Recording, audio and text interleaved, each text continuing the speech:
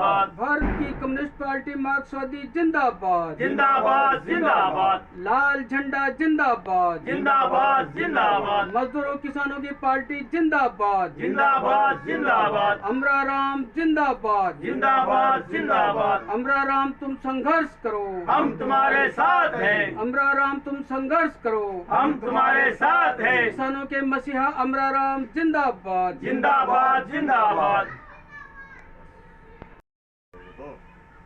लोकसभा चुनाव सन 2024 के जो लोकसभा चुनाव हुए हैं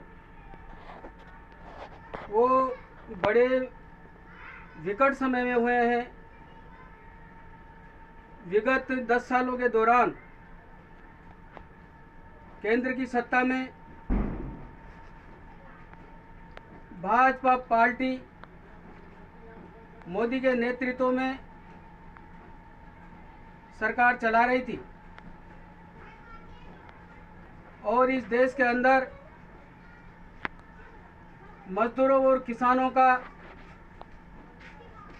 लगातार शोषण हो रहा था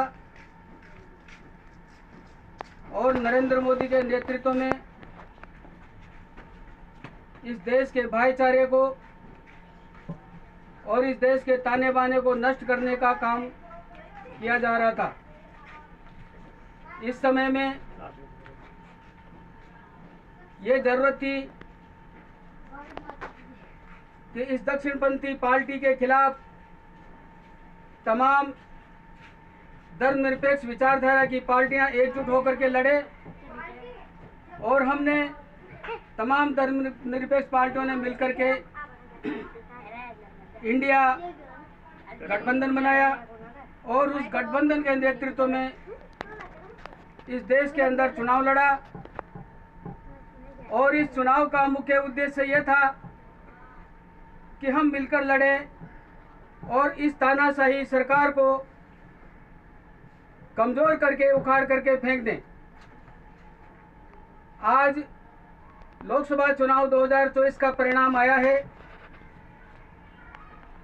और इसमें हालांकि गठबंधन की सरकार बनने नहीं जा रही है, लेकिन ये खुशी की बात है कि जो तानाशाही विचारधारा है, जो दक्षिणपंथी विचारधारा है, वो कमजोर हुई है और धर्मनिरपेक्ष विचारधारा की जो पार्टियां हैं वो मजबूत होकर के उभरी हैं और आने वाले समय में मजबूत विपक्ष का रोल अदा करने की भूमिका में रहेंगे। और इसके साथ ही राजस्थान के अंदर इंडिया गठबंधन बना करके जो चुनाव लड़ा गया उसमें सीपीआईएम को एक सीट मिली सीकर से और कामरेड अमरा राम जो किसानों के मसीहा मजदूरों के मसीहा हैं, हमेशा संघर्ष करते रहते हैं, उन्होंने चुनाव लड़ा और ये बड़ी खुशी की बात है कि 73,000 वोटों से कामरेड अमरा राम ने जीत हासिल की और इस जीत के मायने ये है कि आगे चल करके हम